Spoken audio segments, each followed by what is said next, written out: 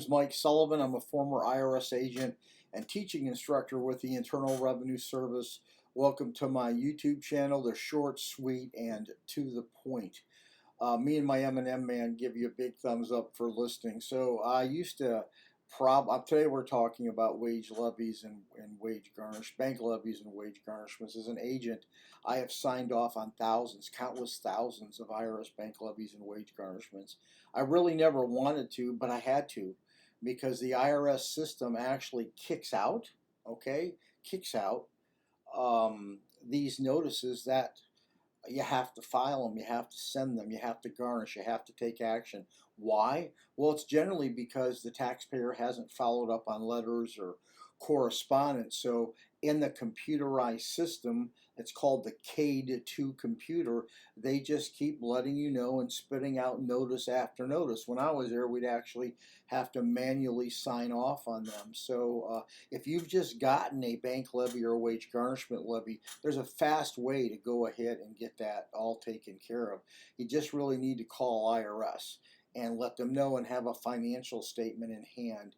If you owe a large debt and there's skeletons in your closet, don't do this yourself. If you're a do-it-yourselfer, many of you are, and you want to try it, you can, but you got to be cautioned because there's an IRS National Standard Program that can hit you on the side of the head. So basically, what I suggest you do if the levy is out of the ACS unit, that's by mail that you're getting the letter.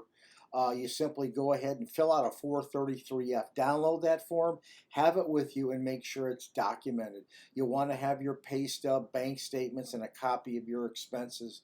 You're going to call the 1-800 number yourself and say, hey, I really can't pay it. Let me show you my expenses. So IRS is going to want that 433F, and they want to make sure that it can be documented to prove it's true. What they can do at that point in time is close your case right there with a hardship or a payment agreement, and they can send a levy notice to wherever got it. If you need it faxed, have a fax number handy. If it's an employer, give them the employer's fax number. If it's a bank, give them the fax number. But that agent on the other end of the phone, okay, can do that right then and there. There's usually two programs that are available to you if you want a fast levy release once you get IRS all the information, and that is, like I said, the hardship program you can't pay and the payment agreement. One thing you're going to have to make sure you do is have all your tax returns filed. IRS doesn't like working with people who returns aren't filed, so they may give you a date. If you can get them filed ahead of time, do that, and make sure you're current. What I mean by that is make sure you have enough withholding taken out or you have enough estimate taken out so IRS knows you've caused the problem. Lastly, when you call IRS, be aware of the IRS National Standard Program. What you don't realize is when you fill those forms out, IRS doesn't give you all the expenses you put down. IRS has certain expenses that they box you into, and that's called the national standards. They do that for food and clothing, housing and utilities, and car payments.